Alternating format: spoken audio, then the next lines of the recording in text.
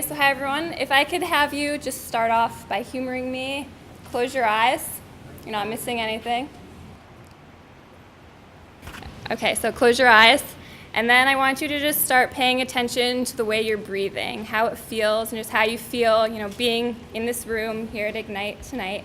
And then slowly just start deepening your breath a little bit so you can feel it in your stomach, your ribs, your chest, and just breathe really deeply, really freely.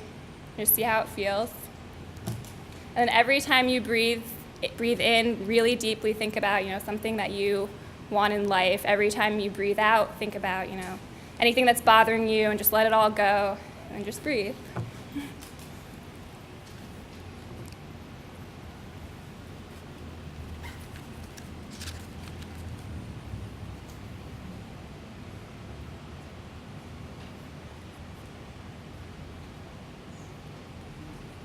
Okay, you can open your eyes now. So I'm Kristen. I'm a journalist. I help organize Ignite. And every yoga class begins with a centering like what you just did, so I thought it would be appropriate to give you a small taste before I share my story with you about finding a little peace through yoga. Over the last year or so, I found myself feeling a little bit out of control of my own life. I was constantly scheming up ways I could be a little bit happier in my adult life, but not really doing anything about it. Part of this slump involved always worrying about what's next, something that I admittedly do about every day. So I think I share this problem with a lot of people my age. I grew up an overachiever, always striving for something. In high school, it was getting into college. I would, take an extra math class, even though I hate math, just because someone told me it would help me get into, my dream school. And I ask anyone I know, I can't do math. So once I graduated from college and got a job, I had that feeling of, this is life. It won't last just 4 years. And it honestly seemed and still seems daunting at times. So, in the midst of this, I decided to get away.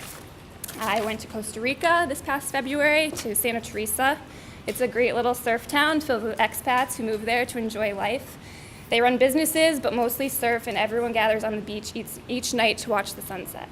And one of the first things I noticed was that the people there all really did seem genuinely happy, not at all stressed, and that's how I felt after just a day there. And a perk of the trip for me was that I was out of the country, I didn't have cell service, I could really just allow myself to be. And one of the things that made me love this trip so much was yoga. I had tried it before, here and there. It was always something I kind of thought was stupid. But something about the environment I was in, it just clicked. And I thought, this is something I could really see making me happy long term. When I came home, I felt a little bit changed, thought about quitting my job and moving to Costa Rica. But instead I decided that I would just dive headfirst into yoga, something that made me feel really good, and I was instantly hooked. Now I can walk into class feeling like complete crap, and within 10 minutes, I don't even remember what was bothering me. And it's not just me. Researchers from Duke recently found that yoga provides a benefit in depression, schizophrenia, ADHD, and problems with sleep. Studies have also found that regular yoga practice improves coordination, reaction time, memory, even IQ scores. Not only does it make me think differently, but it's had a huge impact on my body. Before I started practicing, I couldn't touch my toes like him. But now I'm happy to say I'm more flexible, I'm stronger than I've ever been. And I also get really excited every time I master something new, a difficult pose. Just 2 days ago, I learned how to do a headstand, and I couldn't stop doing it in my living room. I felt like a little kid, and I made my roommate watch, and then take a picture, which I then sent to my mom. And think about it, when was the last time that you learned something new? I've heard a lot of things about my generation, that we're entitled, coddled, self-absorbed. We were given trophies just for trying, and our parents raised us to believe that we could do anything if we put our minds to it.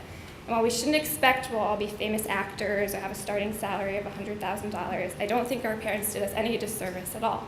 Because at the end of the day, I think that everyone, regardless of generation, is entitled to be happy. I'm still figuring out what that means for me on a daily basis. But yoga helps me deal with things better and know myself better. And I'm hoping everyone can find something like this for themselves.